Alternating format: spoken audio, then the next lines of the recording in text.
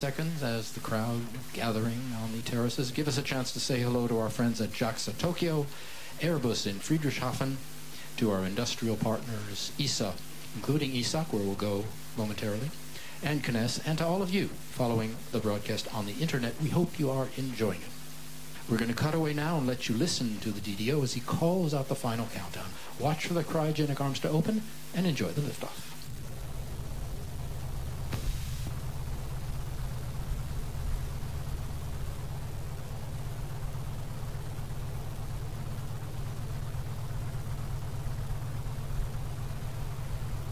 À tous de DDO, attention pour le décompte final.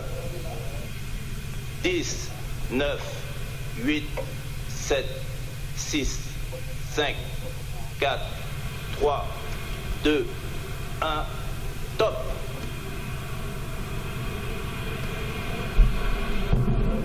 Allumage Vulcain. Allumage 2EAP, décollage.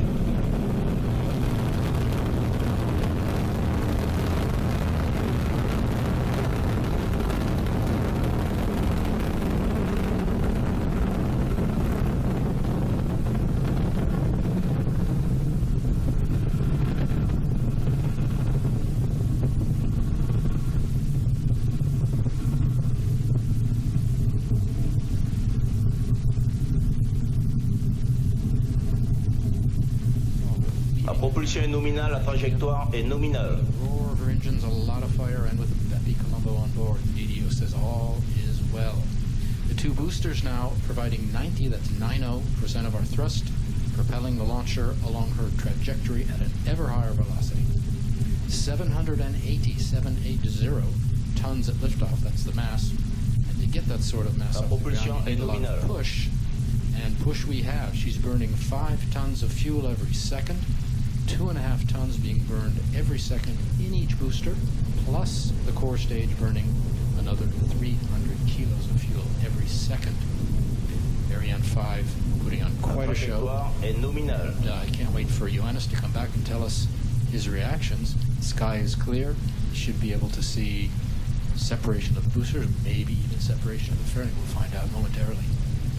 Ariane 5 now following the program and the onboard computer, which gives all the orders, including stage separation. We'll soon see that in just about 30 seconds from now. We are in the first of 4 flight phases. The first 3 are powered, and we'll describe each in turn so you can follow. Right now, the first flight phase, the single first stage engine, and the 2 boosters are burning. The boosters will each consume their 240 tons in just over 2 minutes, and in just about 10 seconds. They will be the first to be extinguished, and you'll hear that from the DDO, but you'll see that on the screen. You'll see the flame out there. There it is. You see the main point of light in the middle when we come back to that, and the 2 points of light on either side are the boosters. That's what it looks like up there. There's another booster on the port side, of course, out of camera range.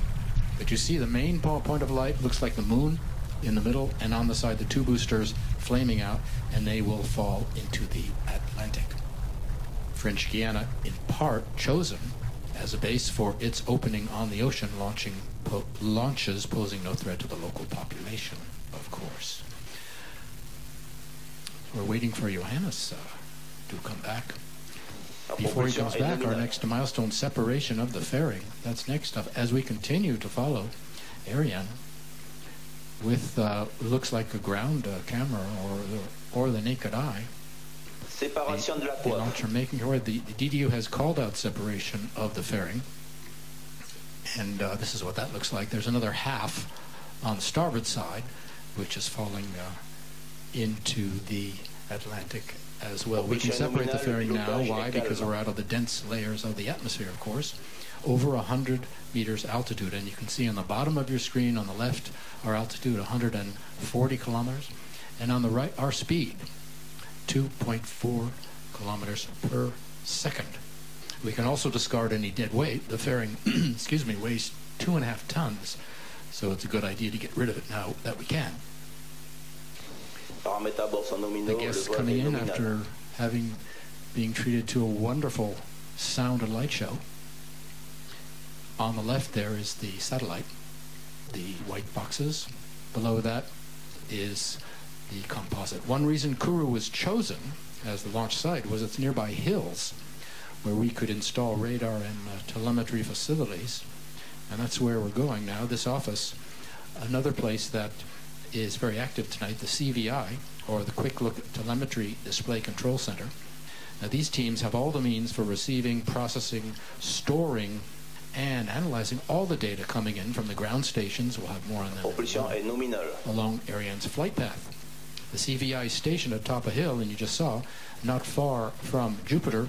And right now these teams are following and analyzing all the key flight data coming in and reporting the flight status of the launcher back to the teams here in Mission Control. It's all part of the great information flow from points across the base to Mission Control, Jupiter, the Nerve Center. And Johannes has returned, and you are smiling. Tell us, how was it out there? Oh, it was fantastic. I've never seen that before, and it was great. Yeah, what impressed you the most? Was it the sound? Was it the light? Something else? Oh, it was the brightness of the rocket when it went to the sky, and yeah, you could not see the rocket. It was like a big fireball going up to the sky, and it was really amazing. Super. Did you see the separation of the boosters? Yes, you could see it. Great. Okay, so if that doesn't make you want to come down here and watch a launch, ladies and gentlemen, I don't know what will. Next up, we want to find out... Il reste 3 minutes de propulsion de l'EPC. I imagine, like most missions, you had some problems. We're going to have to go to a film, but give us a first taste, and we'll continue after the film. Any problem that you solved that you remember? Oh, BepiColombo was a bumpy ride from the beginning. We had issues with the solar panels, which were not standing the combination of heat and solar radiation, and for that reason we had to make